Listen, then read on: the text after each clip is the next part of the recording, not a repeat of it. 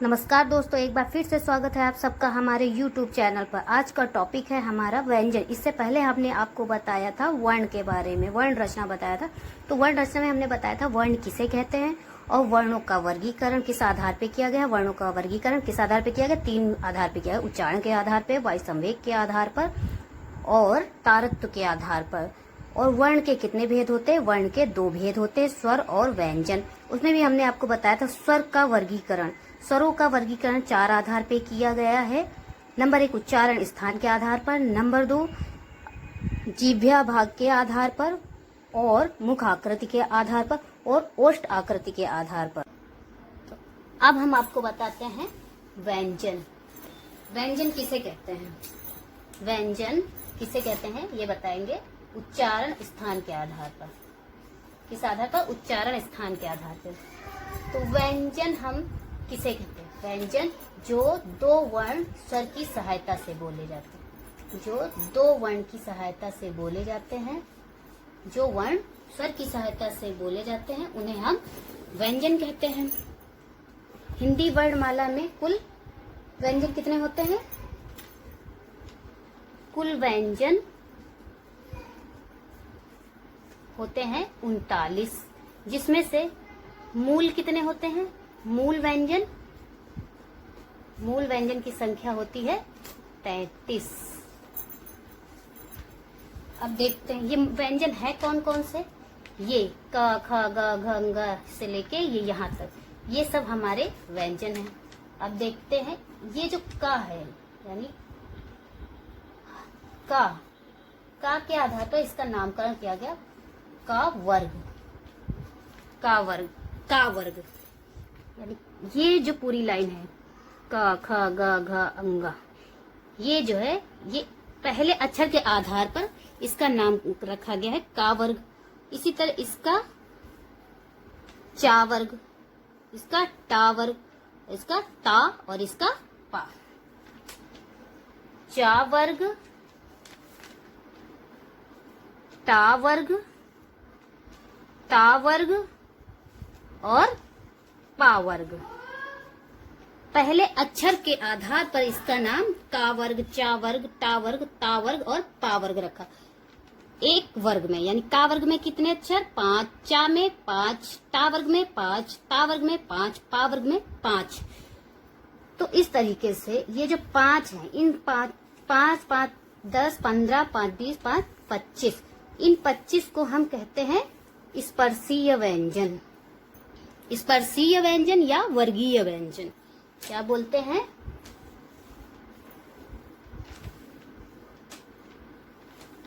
इनको हम कहते हैं स्पर्शीय व्यंजन या फिर वर्गीय व्यंजन।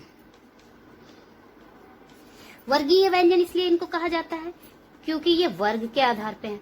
स्पर्शीय व्यंजन इसलिए कहा जाता है क्योंकि जब हम इनका उच्चारण करते हैं तब हमारी जो जीभ है या प्राणवायु है यह मुंह के किसी न किसी भाग को स्पर्श करती, इसलिए इसका नाम स्पर्शीय व्यंजन रखा गया। जैसे मतलब क ख ग घ अंग, च छ, जो भी हम बोल रहे हैं तो हमारी जो जीभ है वो मुंह के किसी न किसी भाग को टच कर रही है। तो इन 25 को, ये जो 25 हैं ये इनको हम स्पर्शीय व्यंजन कहते हैं या वर्गीय व्यंजन। फिर बाकी ये या, र, ल, व, ये हमारे अंतस्थ व्यंजन है। कौन से व्यंजन है? अंतस्थ व्यंजन, ये हमारे अंतस्थ व्यंजन है। और ये श, श, श, ह, ये 4 हमारे ऊष्म व्यंजन है। ऊष्म व्यंजन। ऊष्म व्यंजन इनको इसलिए कहा जाता है क्योंकि जब हम इनका उच्चारण करते हैं उस समय जो हमारी जीभ है वो एक तरीके से संघर्ष पैदा होता है और हमारी जीभ घर्षण करते हुए बाहर आती है। जैसे हमने बोला श, तो जब श बोला तो हमारी जो जीभ है तालू में लगी और संघर्ष करते हुए या घर्षण करते हुए बाहर आती। तो इसलिए इसको एक ऊष्मा देती है। जब भी आप अपने मुंह के सामने शब्द को, वर्ड को बोलते समय आप अपने मुंह के सामने हाथ लगाकर देखेंगे तो एक तरीके की ऊष्मा निकलती, इसीलिए इसका नाम ऊष्म व्यंजन रखा गया। इसको श श श ह, ये हमारे ऊष्म व्यंजन है। अब ये छ त्र ज्ञ, इनको हम कहते हैं संयुक्त व्यंजन। कौन सा व्यंजन? संयुक्त व्यंजन। इनका नाम संयुक्त व्यंजन इसलिए रखा गया क्योंकि ये दो वर्णों से मिलके बने हैं। ये दो वर्ण से मिलके बने हैं। जैसे छ, छ वर्ण जो है का आधा क प्लस श से बना है। इसी तरह त्र, त्र, त्र जो है त आधा त प्लस र, त्र, ठीक है। और ज्ञा, ज प्लस य से मिलकर बना है। और श्र हमारा किससे मिलकर बना है? श, आधा श और र। यानी जो पहला अक्षर है वो देखिए आप आधा है। ये हो गए हमारे संयुक्त। ये संयुक्त जो है दो वर्णों के मिलने से बनता है, ठीक है, संयुक्त। अब आ जाते हैं ड और ढ। इन्हें हम कहते हैं उच्छिप्त व्यंजन। कौन सा व्यंजन? उच्छिप्त। उच्छिप्त इसलिए इनको कहा जाता है क्योंकि ये जो है झटके से, अगर हम इनका उच्चारण करते हैं तो जो है ये झटके से बाहर। अब देखते हैं उच्छिप्त। ये जो ड, ड़ और ढ, ये हमारे उच्छिप्त व्यंजन है। उच्छिप्त व्यंजन, उच्छिप्त व्यंजन है। इनको हम आदत, उच्छिप्त का मतलब ही होता है फेंकना, मतलब फेंकना। जैसे ही मैंने इसका उच्चारण किया झटके से बाहर आते हैं, ड, ढ़, ढ़, इस तरीके से, ठीक है। ये इसलिए उच्छिप्त व्यंजन है। और इनको हम आगत व्यंजन भी बोलते हैं।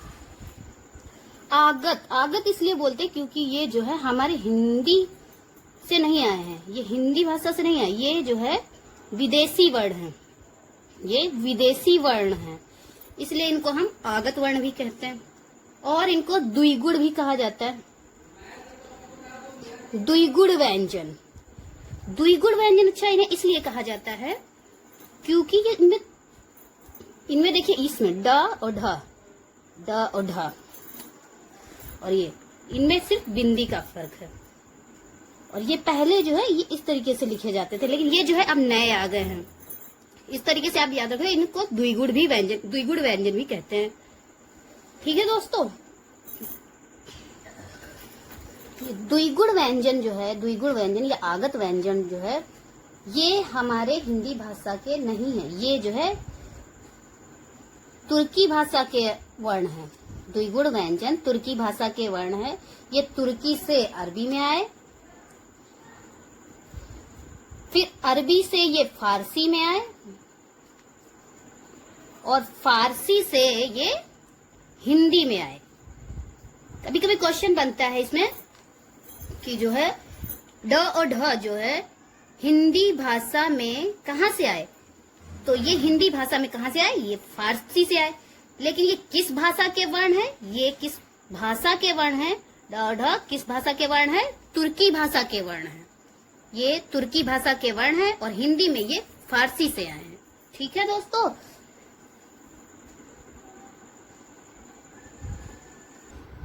अब देखते हैं इनका उच्चारण स्थान।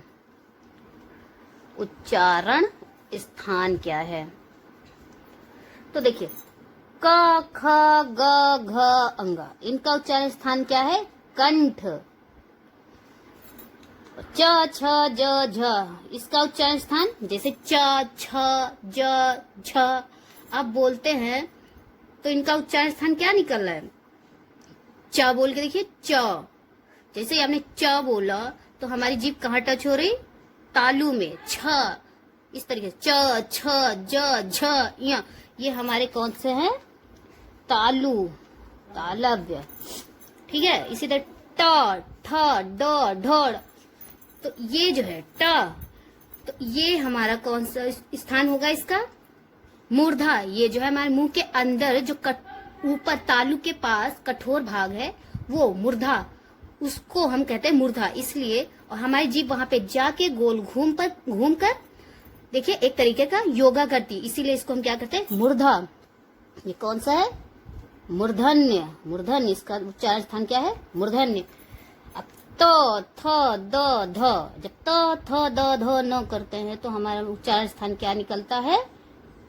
दंत। और प, फ, ब, भ, जब हम प, फ, ब, भ बोलते हैं तो हमारे दोनों होंठ आपस में टकराते हैं, इसलिए इसको हम क्या कहेंगे? ओष्ठय। इसका उच्चारण स्थान क्या है? ओष्ठय। अच्छा, अभी हम ये देख लेते, ये आखिरी के हर वर्ग का आखिरी का जो वर्ण है इसको हम कहेंगे नासिक्य। क्या बोलेंगे?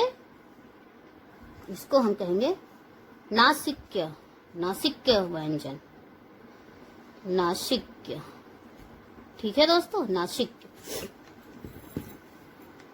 अब आ जाते हैं हम ये च, छ, ज, झ, इन्हें हम स्पर्श संघर्षी भी कहते हैं। च, छ, ज, झ, स्पर्श संघर्षी। च, छ, ज, झ, ये जो चार हैं, च, छ, ज और झ, ये कौन से व्यंजन है? स्पर्श तो करते ही करते हैं, ये साथ ही साथ संघर्ष भी करते हैं। यानी कि जब हम इनका उच्चारण करते हैं तो ये जो है जीभ हमारी जो है रगड़ खाते हुए जो है तालु को टच करते हुए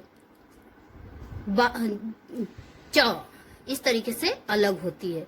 यानी कि जो हमारी जीव्या है, हमारी प्राण वायु है, वो तालु को टच करती है, उसके बाद घर्षण खाते हुए बाहर आती है। तो इसको हम कहेंगे स्पर्श संघर्षी। च, छ, ज, झ, ये कितने होते हैं? चार होते हैं। आ जाते हैं या का उच्चारण स्थान क्या होगा? या का उच्चारण स्थान, या जो है कैसे बनता है?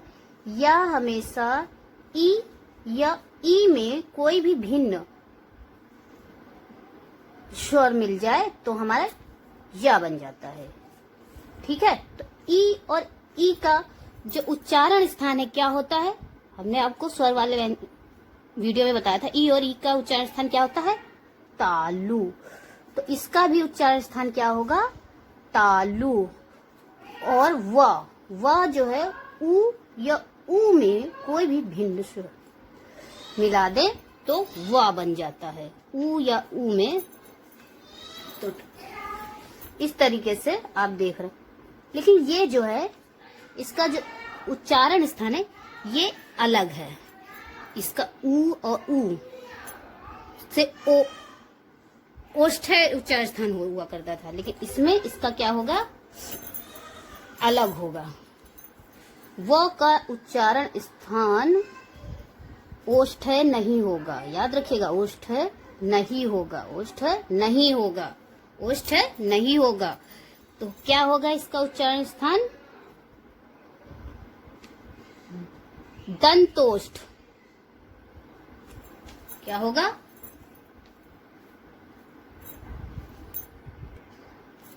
और रा का उच्चारण स्थान क्या होगा?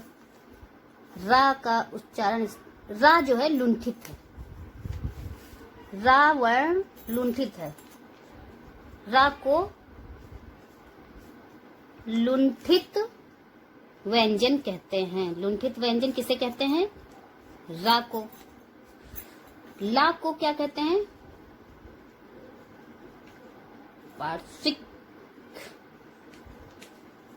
पार्श्विक व्यंजन। पार्श्विक व्यंजन किसे कहते हैं? ला को।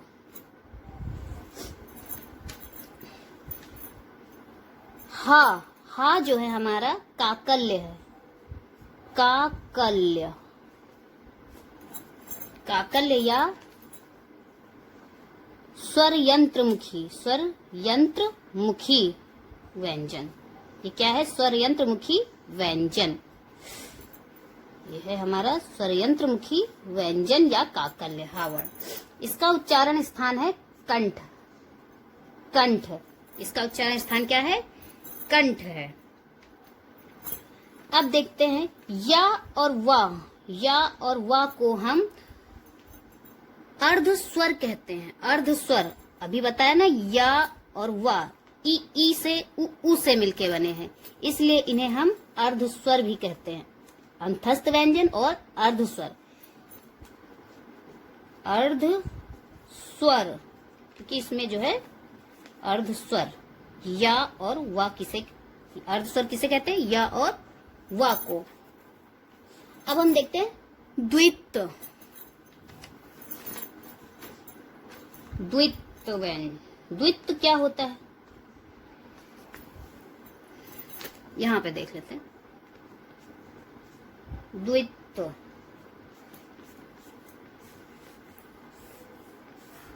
द्वित्व, द्वित्व मतलब वो वर्ण जो आधा हो और उसी का संपूर्ण वर्ण भी हो, यानी आधा वर्ण हो फिर उसका संपूर्ण वर्ण हो, तो उसको हम कहते हैं द्वित्व वर्ण। जैसे बच्चा या कच्चा, कक्का, इस तरीके से। यानी का इसके साथ में का, चा के साथ में आधा चा, चा के साथ में आधा चा, यानी आधा वर्ण फिर पूरा वर्ण। तो इस तरीके से इसको हम कहेंगे द्वित्व। ठीक है, अभी देख लेते हैं हम मानक। मानक क्या है? मानक, मानक जो चल रहा है, यानी जो प्रचलन में चल रहे हैं, जैसे का खा गा घा, ये सब प्रचलन में है, इसलिए इनको हम कहेंगे मानक। और अमानक किसे कहेंगे?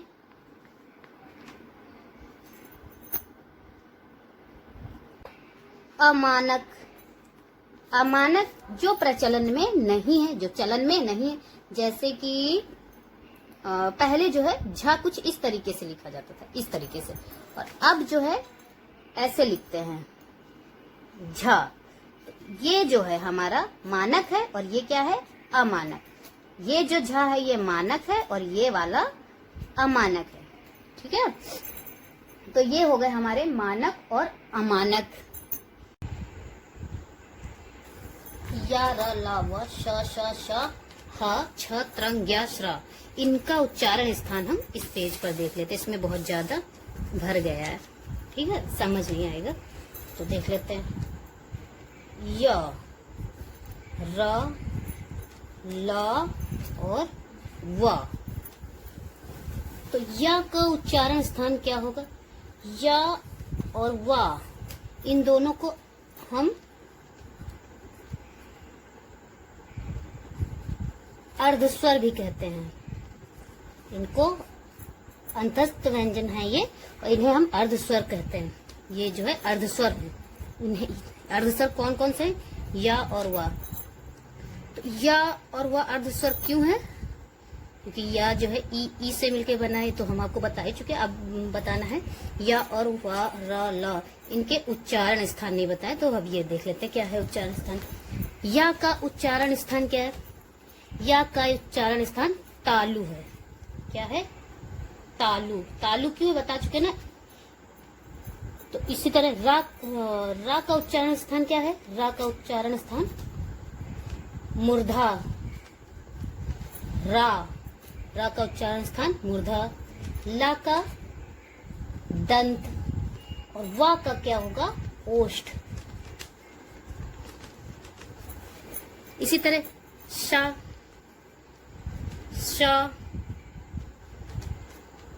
पचिला शा और सा, ह, इनका उच्चारण स्थान क्या होगा?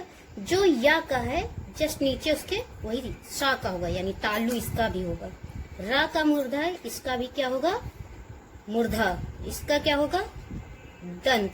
लेकिन ये जो हा है, जैसे ये अलग है, उसी तरह ये हा का क्या होगा? कंठ।